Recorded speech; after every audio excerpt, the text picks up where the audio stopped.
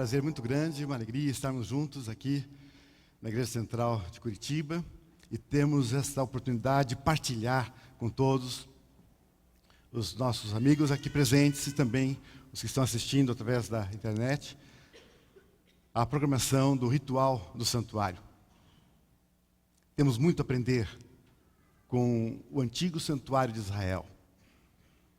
Há lições importantíssimas que Deus ainda quer transmitir a cada um de nós.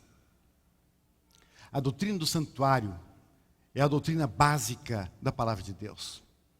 Se nós retirarmos a doutrina do santuário, cai por terra todas as demais doutrinas, porque essa é a doutrina da salvação. E no ritual do santuário nós podemos encontrar todas as doutrinas incorporadas aqui, nos ensinando de forma clara e ilustrada. O diferencial da Igreja Adventista do Sétimo Dia, de todas as demais religiões cristãs, é a doutrina do santuário. Retire-se a doutrina do santuário da Igreja Adventista do Sétimo Dia e ela se tornará uma igreja comum como qualquer uma das milhares que existem pelo mundo afora.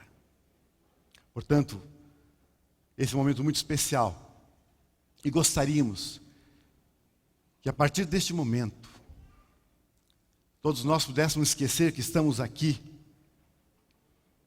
a fim de fazermos juntos uma viagem, uma longa viagem pelo tempo. Vamos retroceder cerca de 3.400 anos. E nos encontramos agora na planície do Sinai. Israel está acampado em suas tendas, cada uma das 12 tribos em um lugar previamente determinado pelo próprio Deus. Tudo com muita ordem, com muita precisão. No centro, em destaque, está erigido o tabernáculo. O santuário que Deus pediu a Moisés que construísse, quando declarou: me farão um santuário para que eu possa habitar no meio de vós. Que declaração divina e extraordinária é esta, para que eu possa habitar com vocês. Sempre foi interesse de Deus em estar com seus filhos. Assim foi antes do pecado, lá no Jardim do Éden, com Adão e Eva. Assim foi depois da entrada do pecado. Deus buscando todas as formas de poder estar com seus filhos. E na trajetória do Egito para Canaã, Deus estabeleceu o sistema do santuário com este propósito, para estar com vocês.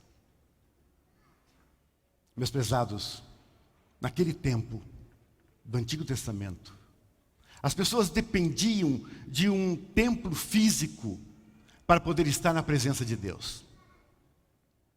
Aqui vinham, confessavam seus pecados. Aqui aconteciam os sacrifícios. E a resposta de Deus para eles de perdão. No novo concerto, nós temos hoje um grande privilégio. Não dependemos mais de um templo físico para que Deus habite entre nós. E na verdade, Deus nem mais habita entre nós. Porque Deus habita em nós. Não sabeis vós que sois o templo de Deus? Que privilégio e que grande responsabilidade. Templos ambulantes de Deus. Onde quer que a gente vá, estamos carregando Deus conosco. Percebem a seriedade desse fato? O porquê precisamos cuidar daquilo que comemos, bebemos, vestimos, aonde vamos, o que falamos, o que fazemos. Você e eu, cada um de nós, um templo em que Deus habita, para que eu possa habitar no meio de vós. E agora, Deus habitando em você,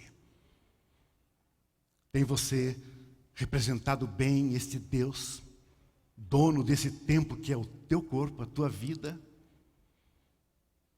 Que Deus nos ajude a sermos templos dignos, honrados, templos usados por Ele para a salvação, para levar aos outros a esperança e a vida eterna.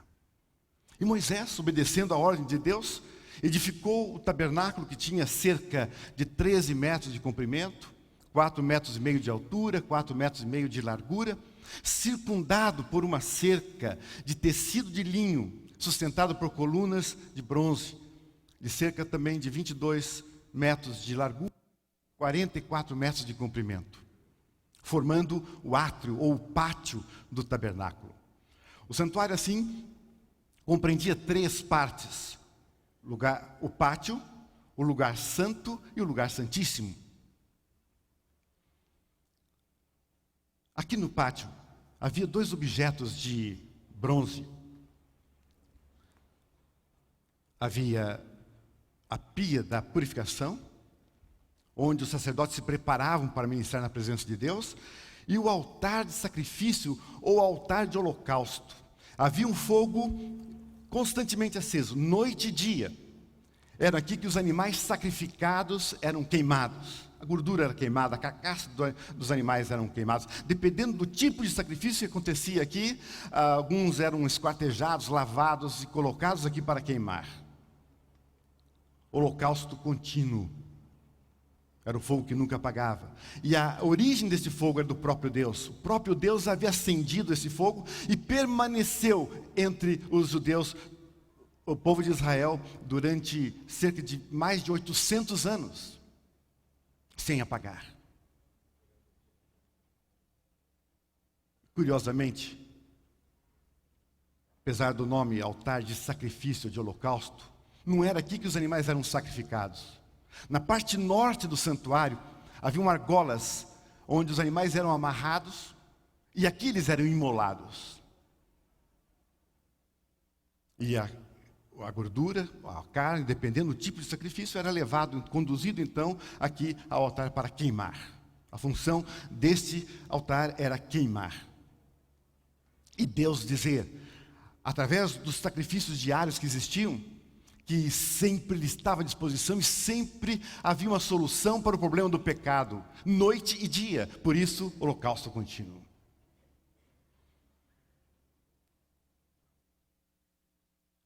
Aqui, no pátio, havia ainda uma pia da purificação, onde os sacerdotes se preparavam para ministrar perante o Senhor. Cuidadosamente, eles aqui se preparavam. E tem uma história interessante, essa pia, para as mulheres presentes aqui. Foi construído graças à disposição das mulheres israelitas de fazerem uma doação. Quando foi pedido material para construir o santuário, as mulheres israelitas abriram mão da sua vaidade, do orgulho, e doaram à causa de Deus naquela ocasião os seus espelhos. Naquele tempo, quando ainda não havia sido, não existia o vidro, os espelhos eram feitos de bronze polido. Eles foram fundidos e feito a pia da purificação. Um exemplo poderoso para as mulheres de hoje. A necessidade que você, mulher, tem, não importando a idade, de deixar também a vaidade de lado, o orgulho, e dedicar à causa de Deus aquilo que você tem, aquilo que você é. O quanto pode fazer pela causa de Deus uma mulher usada por Ele. Se coloque nas mãos do Senhor e Deus a usará poderosamente. E era nessa pia que o sacerdote se preparava, como falamos. Ele lavava cuidadosamente as suas mãos, lavava os seus pés, uma atitude de muita reverência, muita ordem. Nos faz lembrar o cuidado ao estarmos no templo, ao adorarmos ao Senhor.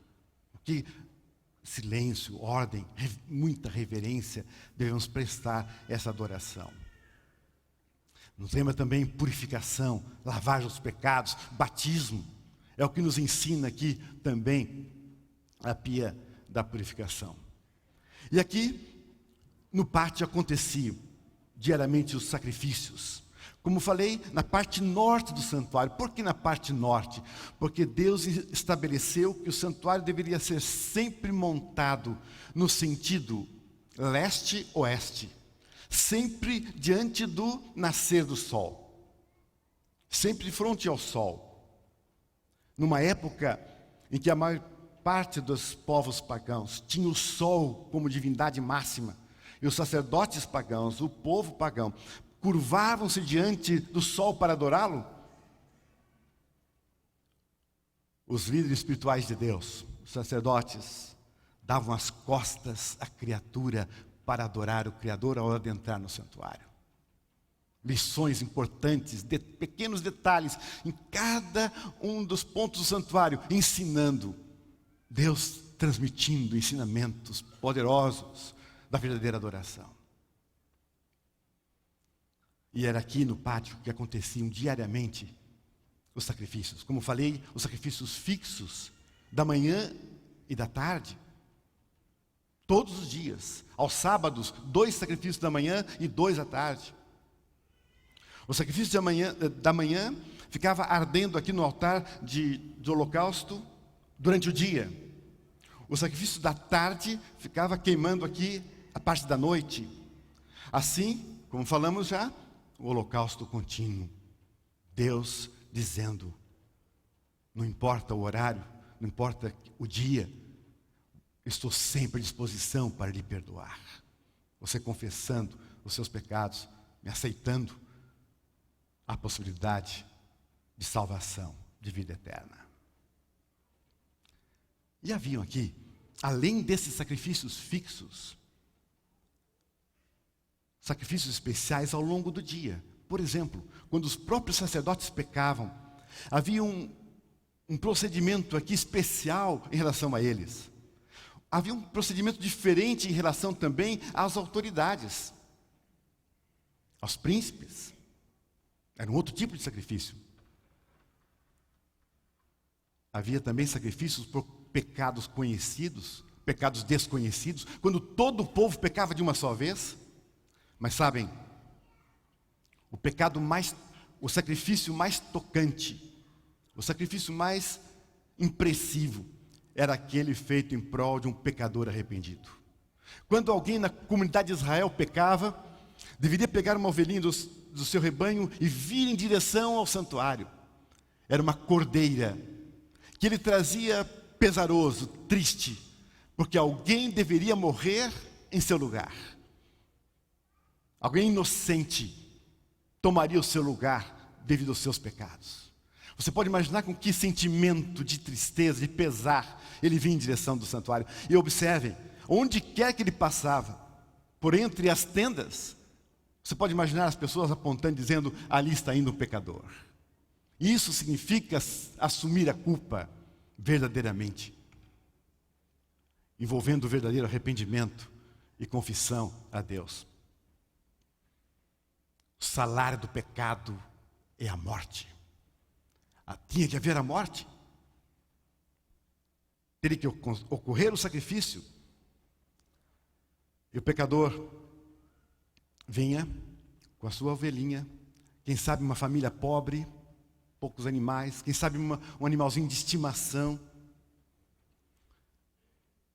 Ele deveria colocar as mãos sobre a cabeça dessa cordeira, confessar os seus pecados, assim simbolicamente os pecados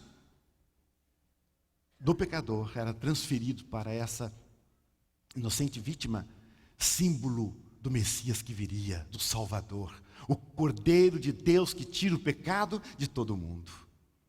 Em seguida, ele mesmo, o dono da ovelhinha, deveria sacrificá-la. Você pode imaginar com que grande pesar ele observava o sangue a escorrer da inocente vítima. Uma vida se esvaindo devido aos seus pecados, às suas falhas. Mas ao mesmo tempo, ele saía aliviado, grato a Deus, louvando a Deus, porque ele não precisara morrer. Alguém morrera em seu lugar. Amigos, pare um pouquinho para pensar. Morte substituinte. Alguém tomando o seu lugar. Que privilégio nós temos hoje, que o Cordeiro de Deus já veio, derramou seu sangue para purificar toda a humanidade de todos os tempos, para sempre. Aqui está a grande verdade de Deus. Você não precisa morrer. Alguém lhe substitui. E este alguém É o próprio Filho de Deus que deixou a sua glória, tornou-se um de nós, deu sua vida. Ele trilhou o caminho, pagou o preço. Esta é a grande verdade, que Deus tem a solução para o problema do pecado. E você não precisa se desesperar, é só recorrer a Jesus, aceitá-lo como Salvador, crer no seu sacrifício, e estará garantido a você a vida eterna. Através do sacrifício de Cristo, Ele está nos ensinando de que só morrerá eternamente quem quiser, porque o preço já foi pago. Amém? Louvado seja Deus por isso. Que esperança maravilhosa, que certeza. E eu pergunto, não deveríamos ser gratos a esse Deus cada momento? Não deveríamos louvá-lo a cada instante? Não lembrar dele só apenas uma vez por semana? Ou em alguns momentos na semana? Mas é questão de vida ou morte, e vida ou morte eterna. Então, Senhor Jesus, muito obrigado por tão grande salvação. Lembre-se disso. Lembre-se de agradecer, louvar a Deus em cada momento da sua existência, dizer: Senhor, obrigado porque o Senhor tomou o meu lugar, porque eu não preciso morrer. Seja grato. Para o efeito legal de transferência dos pecados para o tabernáculo, nesse tipo de sacrifício, o sacerdote deveria colher uma porção desse sangue, uma vasilha de ouro, assim ele fazia, e colocava nas 4 pontas do altar do holocausto, ou altar de sacrifício. O sangue restante era derramado na base do altar. Observe bem essa questão. Além desse tipo de sacrifício, a maioria dos sacrifícios que aconteciam aqui, o procedimento de transferência para o interior do santuário era feito desta maneira. Aqui fora, no altar de holocausto. Havia outras maneiras que nós iremos ver, mas na maior parte dos sacrifícios, inclusive os sacrifícios diários, o sangue era depositado aqui no altar de sacrifício, o altar de holocausto.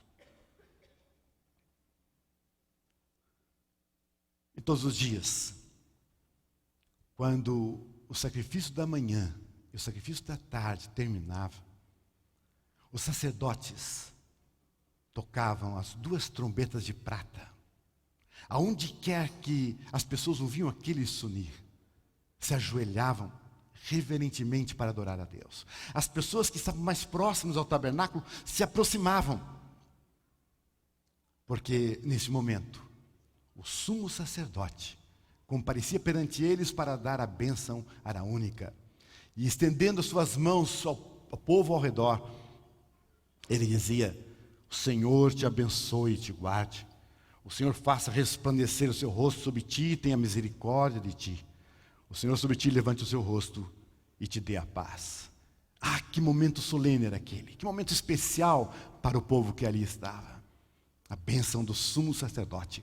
Ele representava a autoridade máxima em Israel. Era muito respeitado e honrado pelo cargo que tinha. Representante do próprio Deus. Líder espiritual, juiz, ele que cuidava de todos os detalhes na comunidade de Israel, e se impunha também com a sua vistosa indumentária, composta de 3 peças. A mais exterior, o éfode, era feito de um tecido multicolorido, azul, púrpura, carmesim, bordado a ouro.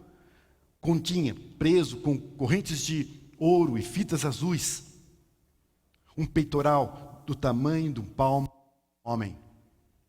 Nesse peitoral havia feito do mesmo material do éfode, haviam 12 pedras preciosas, representando cada uma das 12 tribos de Israel, que ele levava bem junto do seu coração.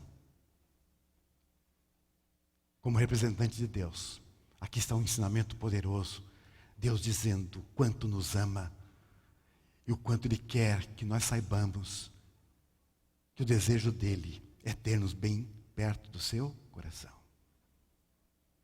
Que Deus maravilhoso é este. Naqueles momentos que você se sentir abandonado, triste, injustiçado, lembre-se de um Deus que o ama. Lembre-se de um Deus que quer que você se sinta tão junto dele, como se estivesse em seu próprio coração. Ânimo, coragem, você não está sozinho. Há um Deus que vela por você, que se interessa por você e quer o seu bem-estar, quer a sua felicidade. Mas havia ainda, nesse peitoral, 2 outras pedras maiores. Do lado direito, Urim, do lado esquerdo, o Tumim. Deus se comunicava com os sacerdotes através dessas pedras. Nas grandes questões de Israel, quando a resposta era sim, pode, vá, faça, havia uma luz que incidia na pedra da direita, no Urim. E essa luz estava indicando sim, pode, vá, faça. Quando a resposta era negativa, havia uma nuvem escura na pedra da esquerda, no Tumim. E havia 2 outras pedras de ônix nos ombros do sumo sacerdote, com os nomes das tribos de Israel escritas, 6 de um lado e 6 do outro. Como líder espiritual, o sumo sacerdote comparecia na presença de Deus, como que levando o povo de Israel sobre os seus ombros. Que grande responsabilidade. Líderes, anciãos, pastores, que responsabilidade temos nós de conduzir o povo à presença de Deus. Com que grande honradez, dignidade devemos fazê-lo. A segunda peça era um manto azul bordado a ouro, que tinha sininhos na barra, que tilintava no momento especial que veremos a seguir. E a terceira peça era semelhante à do sacerdote comum. Sobre a cabeça, a mitra, com uma lâmina de ouro e a inscrição Santidade ao Senhor. É bom pensarmos um pouquinho no significado dessa frase e aonde ela está. Meus prezados, com a mente servimos ao Senhor. É aqui que decidimos, que falamos, que vamos, que fazemos. Se houver santidade ao Senhor em nossa mente, nossos atos, nossas palavras, nossas atitudes terão a aprovação de Deus e serão uma bênção para aqueles que estão ao nosso redor. Diante das dificuldades, das lutas espirituais, das tentações várias, o segredo é encher a mente de santidade ao Senhor. Estudando a sua palavra, orando, tendo comunhão com Ele cada dia. Lamentavelmente, especialmente nos nossos dias, a maioria das pessoas estão enchendo a sua mente daquilo que não edifica e que se encontra na internet, na TV, nas novelas, ensinamentos baixos, que degradam a moral, distanciam de Deus. É um momento de reflexão, para você pensar: como estou fazendo uso da minha mente? O que eu tenho colocado aqui? Encha de santidade ao Senhor. E sua vida será uma grande bênção. Será um instrumento poderoso nas mãos do Senhor. E você desfrutará de felicidade, de alegria, que só Ele pode dar. Cada detalhe do santuário fala-nos de salvação. Por exemplo, observe a cobertura. Toda a extensão do tabernáculo, ele era coberto por 4 camadas. A primeira, externa, era feito do couro de um animal marinho, muito comum lá na região do Mar Morto, chamado de dudongo.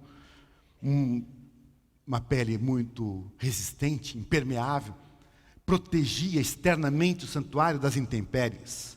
Além de cobrir toda a parte de cima, ainda vinha para os lados. Mas a aparência não era tão agradável. Era escura, indicando sujeira. Sujeira nos faz lembrar de pecado. E a única solução para o problema do pecado qual é? O sangue de Jesus Cristo nos purifica de todo o pecado. Providencialmente, a segunda proteção de todo o tabernáculo era feito de pele de carneiro tingido de vermelho. Solução para o problema do pecado. Todos aqueles que são purificados, lavados pelo sangue de Jesus, se tornam mais alvo do que a neve, mais puro do que a branca lã. E a terceira camada era feita da pele de cabras, possivelmente uma espécie muito comum naquela região do Oriente, de peles muito alva, muito clara, indicando assim a pureza, a transformação da vida daquele que foi lavado pelo sangue de Cristo. E este agora é um candidato ao reino celestial. Partilhará da glória celeste.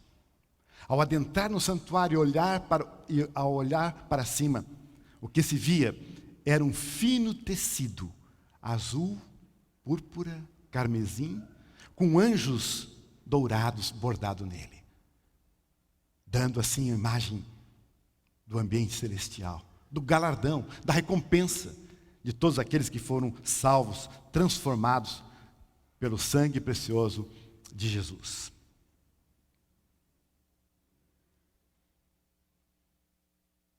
Quando os próprios sacerdotes pecavam, observem bem, quando os próprios sacerdotes pecavam, e quando todo o povo pecava de uma só vez, nessa ocasião, era sacrificado um novilho, e o sacerdote adentrava o lugar santo, conduzindo o sangue desse animal.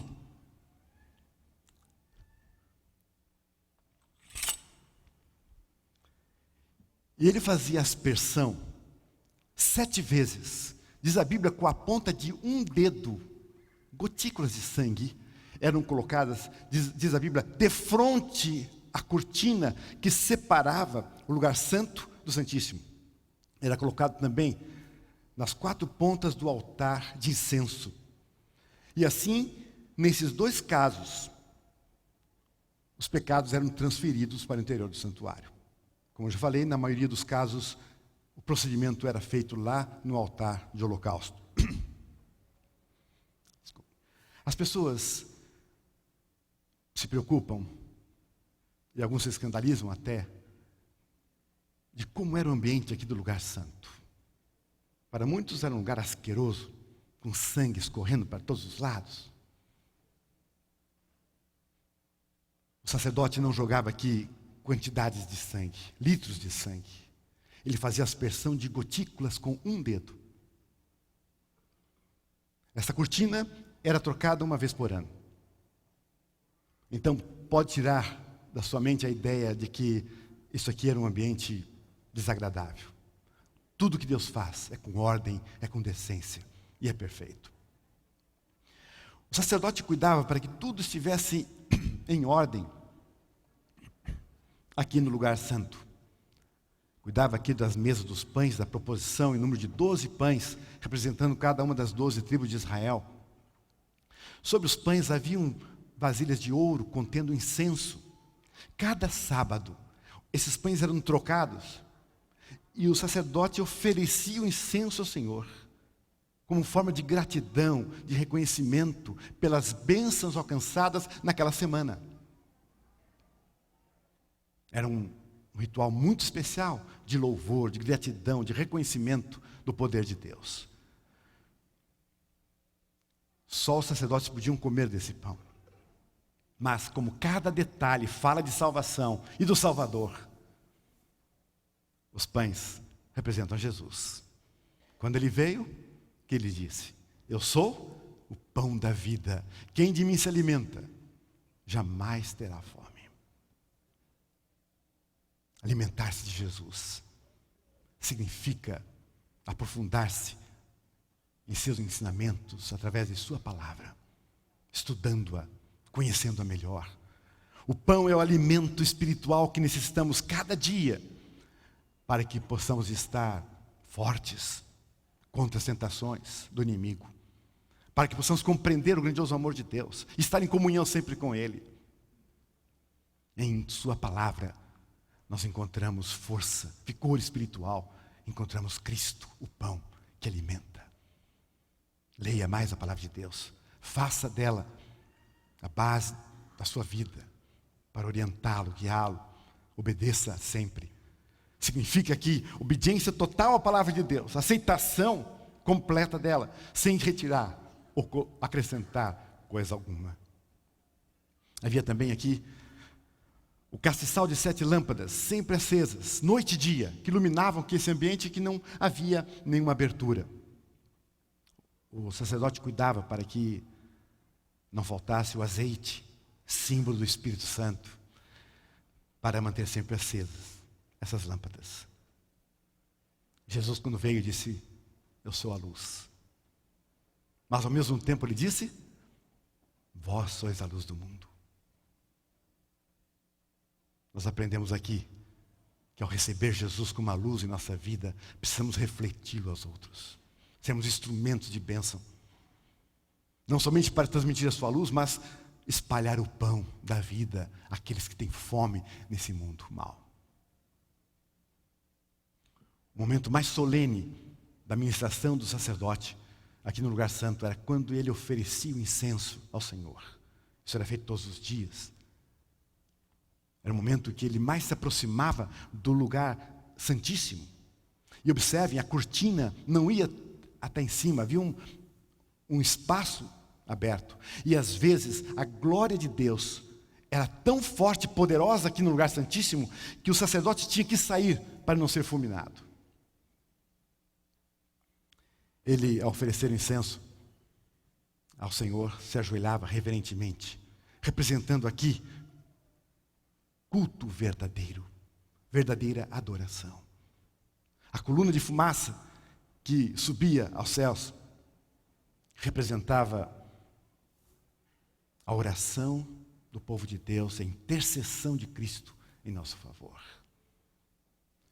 Os olhos do Senhor estão sobre os justos, e os seus ouvidos atentos ao seu clamor. Os justos clamam, e o Senhor os ouve, e os livra de todas as suas angústias. Não se esqueça disso. Na próxima vez que você estiver orando, na dúvida se Deus está ouvindo ou não, lembre-se da coluna de fumaça no altar de incenso. É a prova que Deus nos concede de que as nossas orações chegam até Ele.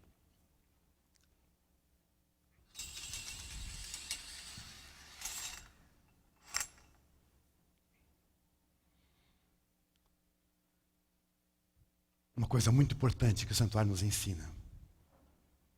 Se você esquecer de muitos detalhes, não deveria esquecer deste, o principal.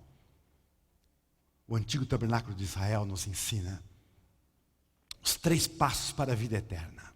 O primeiro passo está aqui, representado pelo sacrifício de Cristo. Aqui é o símbolo da cruz de Jesus. A sua disposição de perdoar, de aceitar o pecador arrependido e transformá-lo. Temos aqui, portanto, o primeiro passo chamado justificação.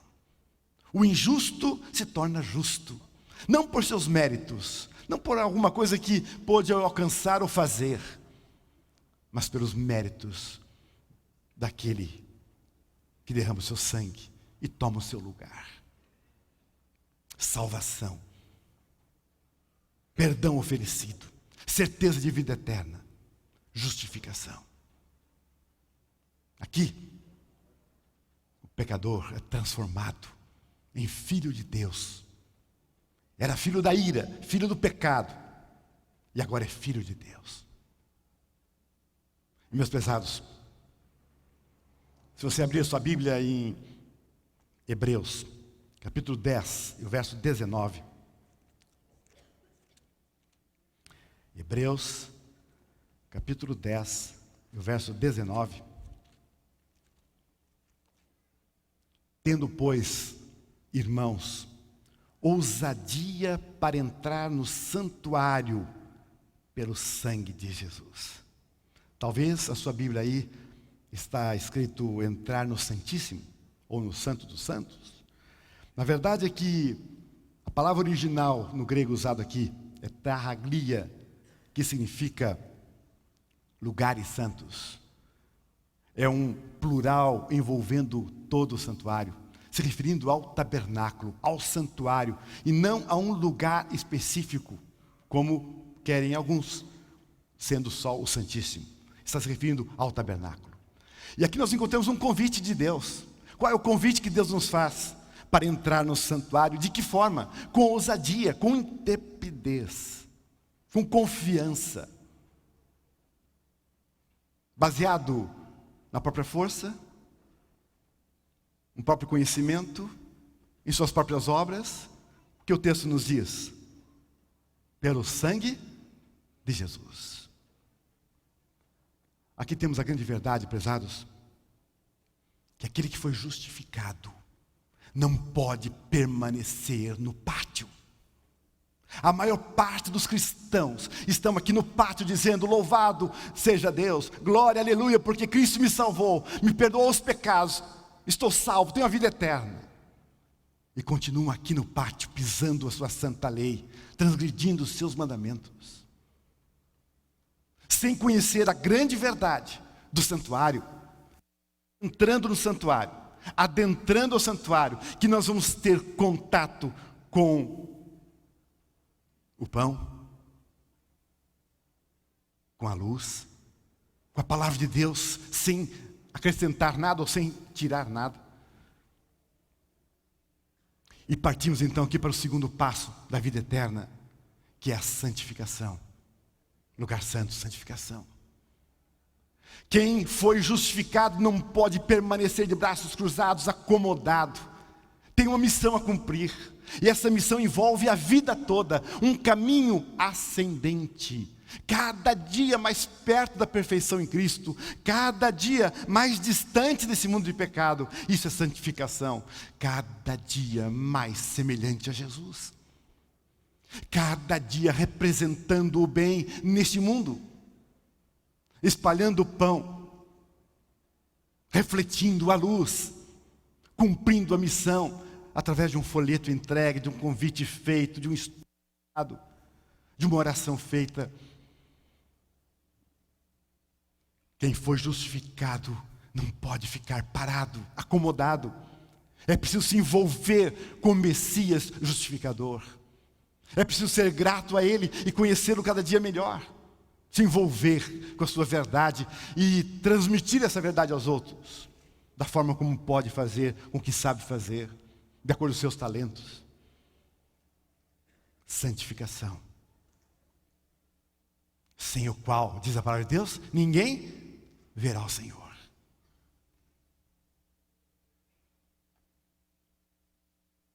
Todos os dias, os pecados de Israel eram acumulados no tabernáculo.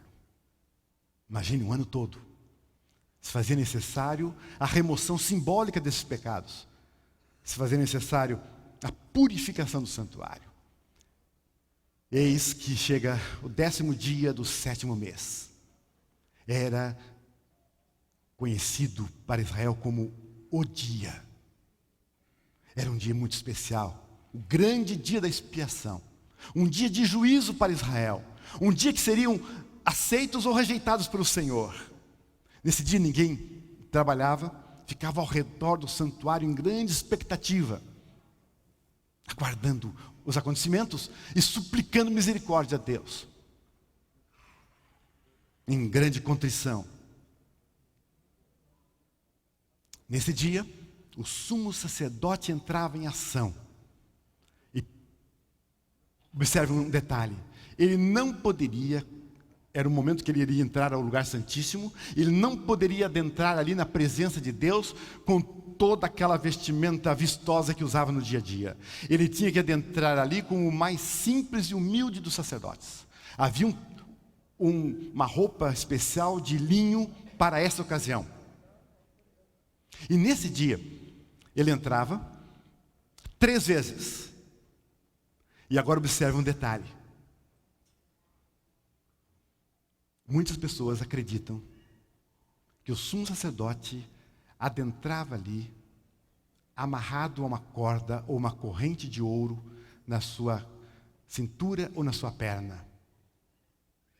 Não existe essa declaração na palavra de Deus. Não existe no Talmud. Não existe no Espírito de Profecia. Não existe na história séria somente lá pelo século 13º depois de Cristo, uma comunidade judaica muito radical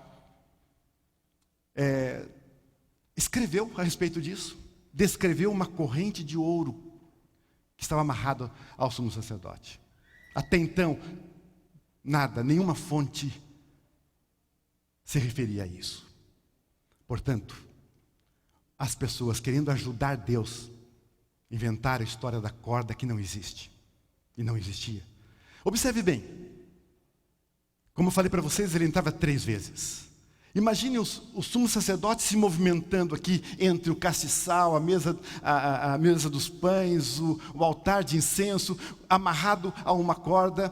Nesse dia, ele deveria entrar, primeiramente, para não ser fulminado pela glória de Deus, ele deveria entrar com o incenso.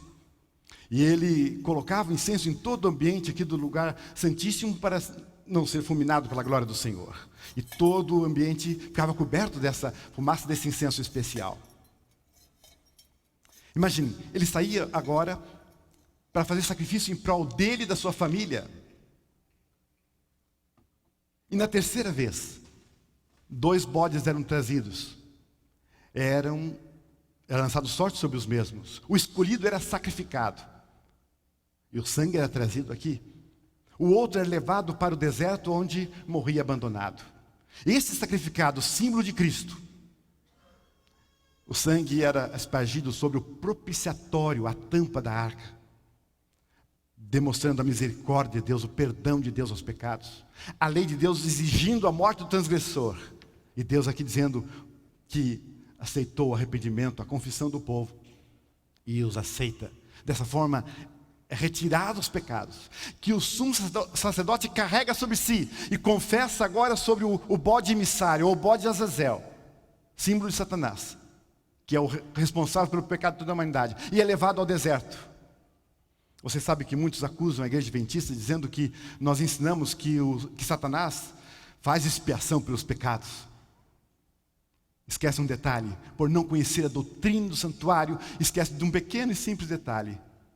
Qual é? Sem derramamento de sangue não há remissão dos pecados. O animal sacrificado, representando a Cristo, o sangue derramado, que purifica o santuário. E o outro bode, levado ao deserto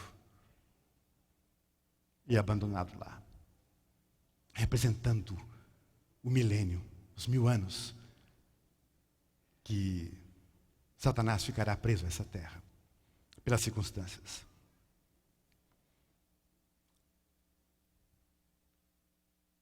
Aqui no lugar santíssimo, havia a Arca da Aliança, 2 querubins, entre eles se manifestava o Shekinah, a glória de Deus. E Deus se comunicava com o sumo sacerdote através desta glória. E também, nas grandes questões, sim ou não, havia uma luz que incidia no anjo da direita, era sim. Uma nuvem escura no anjo da esquerda, era não. E aqui, na arca, havia alguns objetos interessantes e importantes. Vocês sabem que entre as 12 tribos de Israel, Deus escolheu uma delas para montar, desmontar, transportar e cuidar do tabernáculo. Foram os levitas, a tribo de Levi. E das famílias dos levitas, Deus escolheu uma delas, a família de Arão, para serem os líderes do tabernáculo, os sacerdotes, os sumos sacerdotes. Arão foi o primeiro sumo sacerdote. Dali em diante, somente os da sua família deveriam servir a Deus aqui como líderes. Mas vocês sabem, o ser humano nunca está satisfeito com a vontade de Deus. E quer inventar coisas diferentes. E quer se rebelar contra Deus.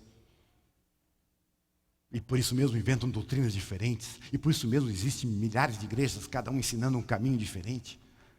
Não foi diferente no tempo de Moisés. Coré, Datã e Abirão Juntaram mais 250 pessoas. E foram lá a Moisés e disseram: Moisés, que história é essa de só os levitas cuidarem do santuário? Nós de outras tribos também queremos. E por que só os da família de Arão seriam os líderes? Nós também queremos liderar o tabernáculo. Queremos ser sacerdotes e sumos sacerdotes. Foi Deus que estabeleceu assim, disse Moisés.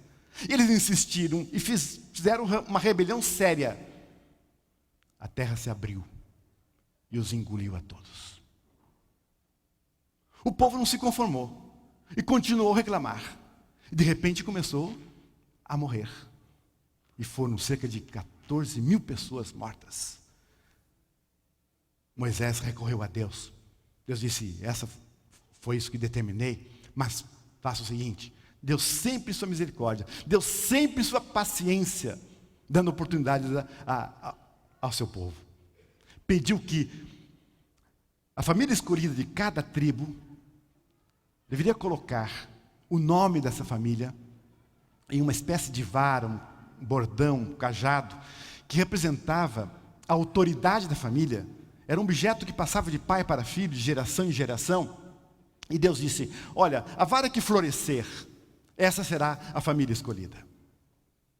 E Deus pediu que fosse colocado dentro da arca a vara que estava escrito Arão, que floresceu de amêndoas e deu até fruto, da noite para o dia. Uma vara seca, sem vida, já de muitos anos passar de mãos em mãos. Um milagre que Deus fez para dizer: eu estou no controle. Que precisamos obedecer à sua vontade, aceitar aquilo que Ele determina. Meus prezados, o ser humano não aprendendo a respeito disso, se esquecendo da vara de Arão dentro da arca, continuam buscando posições, cargos. No próximo ano eu quero ser o ancião da igreja, primeiro ancião, ou vou dirigir a escola sabatina. Outra coisa, não existe política ou politicagem entre o povo de Deus.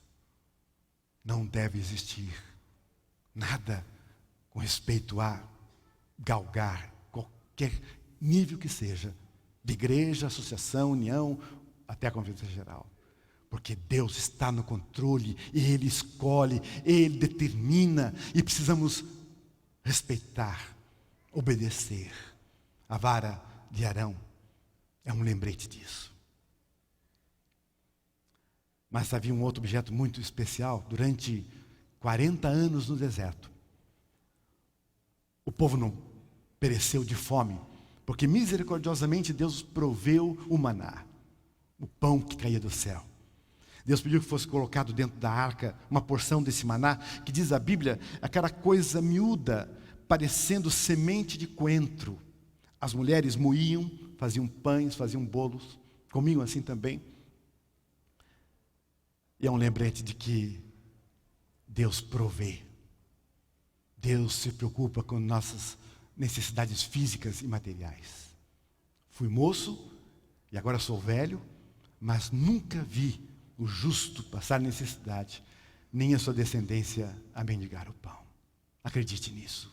Se você estiver passando por algum momento difícil em sua vida, momento financeiro, material, alguém está desempregado na família, lembre-se do maná guardado na arca.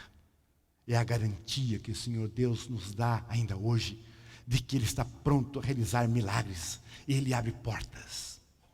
Ele faz as coisas acontecerem quando acreditamos, confiamos e colocamos em suas mãos as nossas necessidades. Mas o objeto mais importante dentro da arca eram as 2 tábuas de pedra escritas pelo próprio dedo de Deus, os 10 mandamentos. A lei eterna de Deus, base do seu governo em todo o universo, reflexo do seu próprio caráter. Observe, esta lei dentro da arca, Deus dizendo que essa lei pertence a Ele, é eterna como Ele é eterno. Um código moral, amor a Deus, amor ao próximo. A lei da liberdade. norma do juízo. A lei que Deus ensina: amor, harmonia com o próximo e com Ele. E você deve ter ouvido muitas vezes pessoas acreditarem e ensinarem que esta lei foi abolida, que esta lei foi cancelada, que esta foi a lei cravada na cruz quando Jesus morreu, e é coisa do Antigo Testamento, e nós não precisamos mais obedecê-la. Sabem por quê que as pessoas acreditam nisso e ensinam isso? Mais uma vez aqui, por desconhecer a importante doutrina do santuário.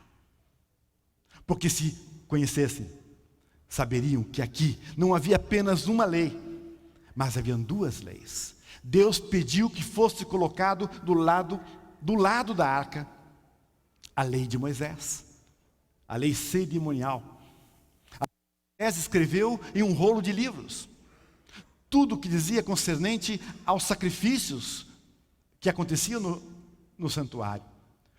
Tudo o que dizia a respeito da vida comum de Israel como nação, como povo de Deus. Essa foi a lei cravada na cruz. Esta foi a lei que apontava para o Messias. Uma vez que o Messias veio, não havia mais necessidade dela. Cumpriu a sua função. Não que tinha algum problema com essa lei. Era perfeito porque tudo que Deus dá é perfeito. Mas ela tinha uma tarefa: apontar para o Messias. Uma vez que ela cumpriu a sua tarefa, não havia necessidade de existir mais. E essa foi a lei abolida, cancelada. Lei cerimonial. Quando o sacerdote, o sumo sacerdote, saía do lugar santíssimo, passava aqui pelo lugar santo, ele deveria vestir aquelas outras peças da sua indumentária. E quando fazia, as pessoas que estavam aqui fora ouviam o tilintar dos sininhos. Lembram daquele manto azul? Mais uma providência de Deus. Cuidado que Deus tem para trazer alívio e conforto às vidas das pessoas. As pessoas que estavam aqui fora respiravam aliviadas. Fomos aceitos por Deus. O sumo sacerdote está vivo, não foi fulminado pelo Senhor. Temos um ano de oportunidades à nossa frente. Louvado seja Deus por isso. E o povo ficava feliz, grato a Deus e aliviado por tão grande salvação. Ano 31 da nossa era. A forte e pesada cortina que separava o lugar santo do Santíssimo foi rasgada sem mãos. Observe um detalhe: não de baixo para cima, mas como? De cima para baixo, para confirmar realmente que não foram mãos que a rasgaram, pondo a descoberto a Arca da Aliança, o lugar santíssimo até então proibido aos olhos comuns. Com isso Deus estava dizendo: a lei de Moisés cumpriu a sua função, está cancelado. O Cordeiro de Deus que tira o pecado de todo mundo derramou seu sangue para salvar toda a humanidade de todos os tempos. Não há mais necessidade de sacrificar inocentes animais.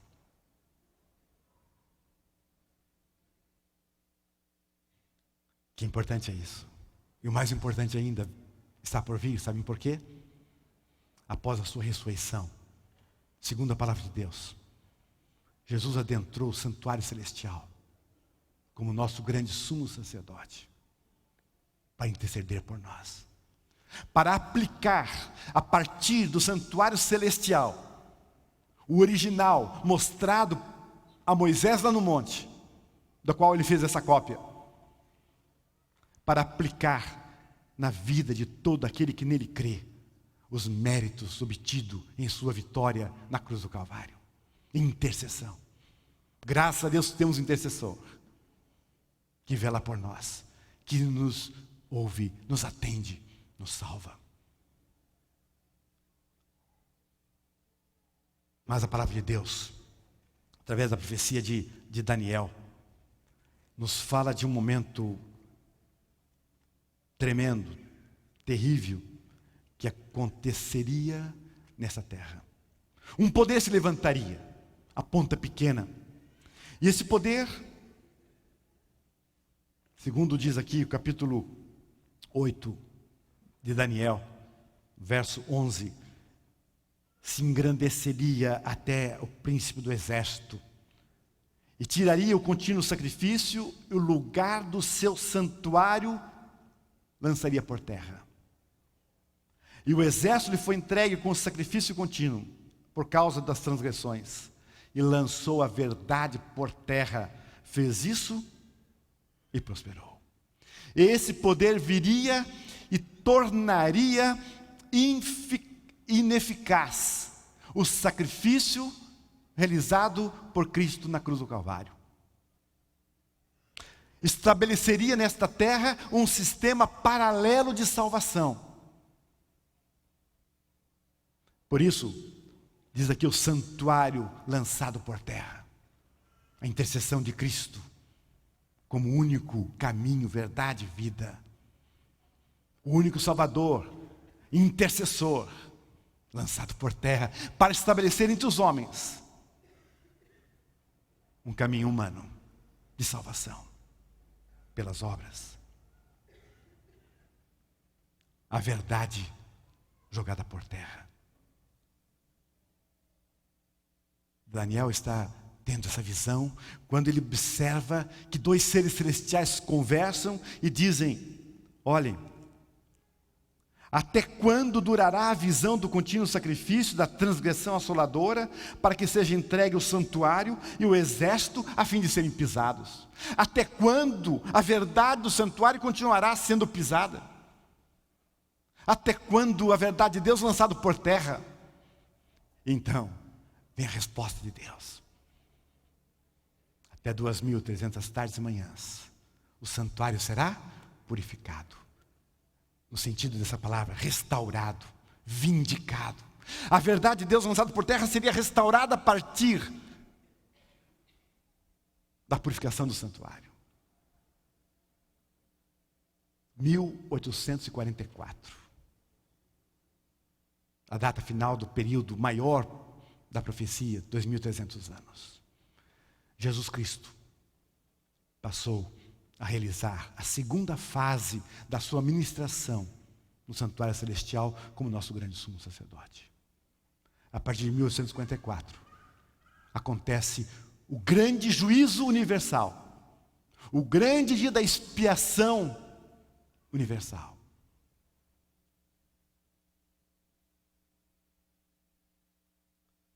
Jesus está preparando o livro da vida.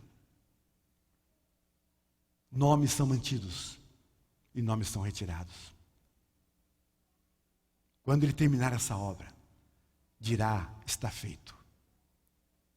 Despirá então as vestes sacerdotais de intercessor, vestirá as vestes de juiz e virá buscar a você e a mim, a cada um de nós que cremos no seu poder justificador, a cada um de nós que aceitamos o convite para adentrar o santuário e ter uma relação íntima com Ele, servindo-o, obedecendo-o, conhecendo-o melhor e o representando neste mundo, cumprindo a missão.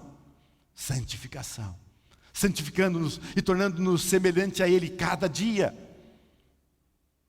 não conformados com conhecimento e experiência inicial, mas tendo um crescimento vivo, poderoso, dia a dia. Neste dia eu sou melhor do que o dia que se passou. Amanhã eu serei melhor do que hoje, mais semelhantes a Cristo. Que privilégio temos. Ele virá buscar aqueles que se colocaram totalmente ao seu lado, amando-o, vivendo para honrá-lo e engrandecê-lo. Esses estão aptos a vê-lo assim como Ele é, e a partilhar de sua glória por toda a eternidade. Os que deram o primeiro passo da justificação, e muitos estão pensando que desse passo já vão pular para o terceiro. Não se pode ir para o terceiro passo sem passar pelo segundo. Todos que foram justificados e seguir o caminho da santificação, obedecendo e fazendo a vontade de Deus, faço glorificação. Partilhar de sua glória por toda a eternidade.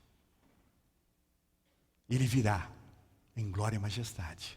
Quando Jesus Cristo vier como Rei dos Reis, Senhor dos Senhores, partilhará a sua glória com todos nós. Creia nessa verdade maravilhosa. Prepare-se para esse dia. Ele não haverá transformações momentâneas. Aqueles que viveram uma vida com Ele estarão aptos a desfrutar da sua glória por toda a eternidade. E eu pergunto aqui nesta manhã, quantos gostariam de dizer: Senhor, tenha misericórdia de mim e me ajude, a fim que eu possa fazer parte do grupo daqueles que estarão prontos, felizes, dizendo: eis que esse é o nosso Deus que nós aguardávamos, esperávamos, na sua salvação gozaremos e nos alegraremos. Quantos querem dizer isso ao Senhor nesta manhã? Louvado seja Deus por isso. Senhor Deus e Pai que estás nos céus, louvado e engrandecido seja o teu nome pela salvação que o Senhor nos oferece em Cristo Jesus. Pela certeza de que o problema do nosso pecado já está resolvido. Através do sangue precioso de Cristo, somos transformados a membros da família celestial. Que possamos viver, ó Deus, como teus filhos, de forma honrada, representando dignamente, seguindo o caminho da santificação, Senhor, aprendendo cada dia mais, vivendo cada dia mais na tua presença e servindo com amor, com dedicação, cumprindo a missão, espalhando essa verdade àqueles que nos cercam. Senhor, que a esperança de vê-lo em breve avive a nossa fé cada dia. Dê ânimo e conforto a cada um que aqui está, Senhor. Cada um que ouve neste momento. Dando certeza de que há esperança, há solução. Não importa quão longe tenhamos ido. Tenha misericórdia, Senhor. E conceda a cada um a certeza de que o Senhor está desejoso a partilhar a sua glória com todos nós para sempre. Envolva-nos com tua graça, tua misericórdia, teu perdão. Nós suplicamos, agradecidos, Senhor, em nome de Jesus. Amém. Muito obrigado pela atenção de todos. Que Deus abençoe e ajude cada um para que juntos possamos estar mais perto do Senhor para viver com Ele para sempre. Amém.